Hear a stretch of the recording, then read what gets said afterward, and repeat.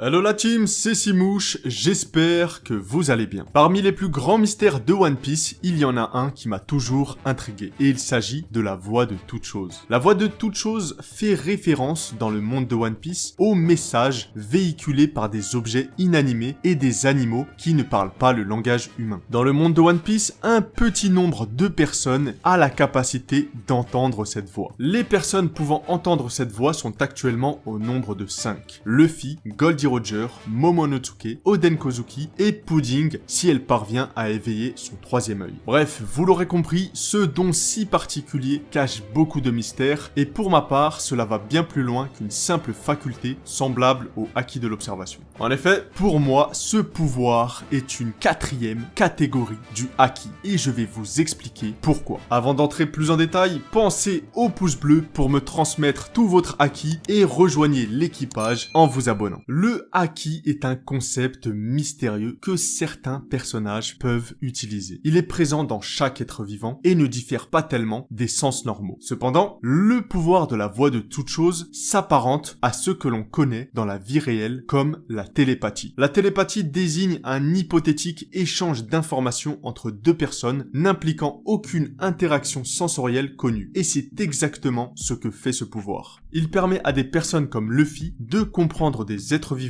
comme des rois des mers, Zunisha, et même des choses non vivantes, comme par exemple les poneglyphes. Donc pour revenir à ce que je disais, si on associe les 3 formes de haki que nous connaissons à des sens normaux, la voix de toute chose s'identifiant comme une sorte de télépathie pourrait être alors le fameux 6e sens. Pour rappel, le 6e sens est une expression faisant référence à des perceptions extrasensorielles, c'est-à-dire n'étant pas issues des 5 sens physiologiques, la vue, l'ouïe, le toucher, le goût et l'odorat. Ainsi, le 6e sens serait une fonction supplémentaire de perception. Et je ne sais pas vous, mais pour moi, c'est exactement ce qui définit la voix de toute chose. Et on comprend bien pourquoi Oda a rendu ce haki encore plus rare que le haki des rois. La voix de toute chose est destinée à des élus, des personnes qui seront capables de changer la face du monde. Là où le haki des rois permet à une personne d'avoir tous les attributs pour régner, la voix de toute chose donne à un être la possibilité de changer drastiquement le destin. En effet, mis à part Pudding sur qui nous reviendrons plus tard, nous avons uniquement des utilisateurs qui sont ou seront des légendes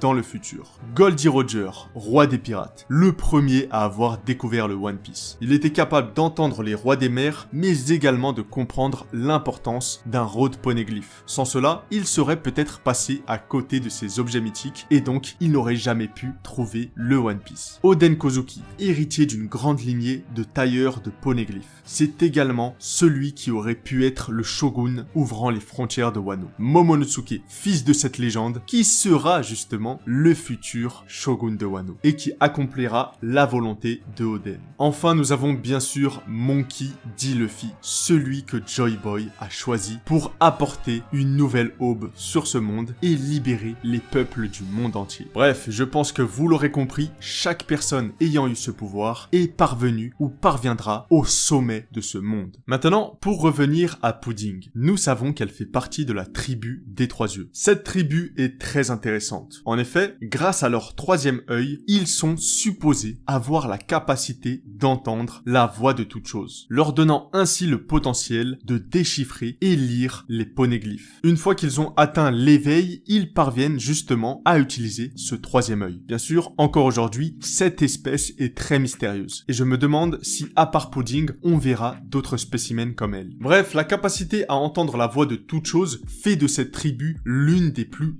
importantes du monde de One Piece. En effet, leur capacité à déchiffrer les poneglyphes, leur révélant ainsi les secrets du siècle oublié, les rendent très importants. De ce fait, il est facile de supposer que ce peuple a dû être persécuté au fil des siècles, puisque le gouvernement mondial, souhaitant cacher la vérité, chasse tous ceux qui peuvent y avoir accès. Pudding étant une hybride humaine femme aux 3 yeux, nous ne savons pas si elle parviendra à éveiller son 3e œil. Cependant, intéressons-nous à la signification du 3e œil dans la culture hindoue. En effet, Je trouve cela très intéressant et je suis persuadé qu'Oda s'est inspiré en grande partie de cette culture pour créer ce pouvoir. Écoutez bien, on dit que le troisième œil connecte les gens à leur intuition, leur donne la capacité de communiquer avec le monde ou les aide à recevoir des messages du passé et du futur. Tout cela concorde avec ce qui nous est présenté dans One Piece, la voie de toute chose permettant à ses utilisateurs de se connecter plus en profondeur avec le monde qui les entoure. Je le redis encore une fois, pour ma part, le haki de l'observation n'a rien à voir avec la voie de toute chose. Son fonctionnement a l'air très complexe et c'est pourquoi je suis convaincu que c'est une catégorie à part du haki. Mais alors, comme toute autre forme de haki, la voie de toute chose doit également posséder différents niveaux de maîtrise. Et c'est là où cette théorie devient encore plus intéressante. En effet, nous avions vu que Roger et Oden parvenaient à entendre les voix, cependant, ils ne pouvaient pas communiquer avec elles. C'est-à-dire que par exemple, lorsqu'ils avaient entendu pour la première fois Zunesha, ils n'ont pas été capables de communiquer avec lui. Pourtant, de l'autre côté, nous avons eu Momonosuke qui lui est capable d'entendre et communiquer avec cette voix. Et tout cela a été montré lors de l'attaque de Jack sur Zunesha. Momonosuke a ordonné à Zunesha d'attaquer le navire de Jack. Et c'est sous ses ordres que Zunesha s'est exécuté. Aussi, j'aimerais préciser que les voix qu'entendaient Roger et Oden n'étaient pas très distinctes, alors que cette fois-ci, les voix étaient entendues clairement par Momonosuke. Enfin, pour Luffy, son cas était similaire à celui d'Oden et Roger.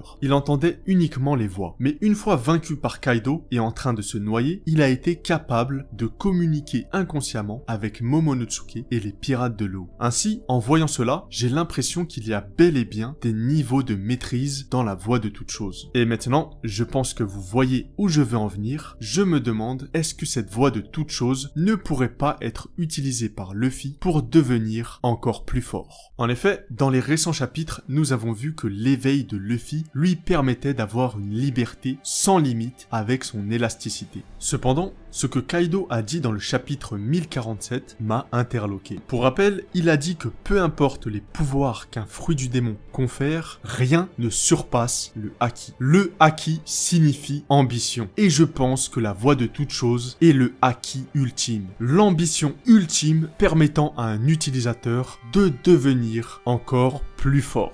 En se connectant avec ses instincts et le monde qui l'entoure, Luffy pourrait développer encore plus ses capacités physiques et devenir aussi fort que Roger dans la maîtrise de son haki. C'est ici que je vois les futurs progrès de Luffy, dans la maîtrise de la voie de toute chose. Pour l'instant, nous n'avons vu la voie de toute chose que comme un aspect perceptif. Mais je suis convaincu que Oda nous montrera la voie de toute chose dans son état offensif. Cet ultime atout permettrait à Luffy de se distinguer du commun des mortels, car ce serait uniquement lui et une poignée d'élus qui seraient capables de maîtriser ce pouvoir. Ainsi, à la manière de Goku en Ultra Instinct, Luffy pourrait bouger, se défendre et attaquer instinctivement avec un niveau de puissance colossal. La maîtrise de ce don qu'est la voie de toute chose permettrait ainsi de montrer au monde entier que l'homme avec la plus grande ambition est bel et bien Monkey D. Luffy, celui qui deviendra le roi des pirates.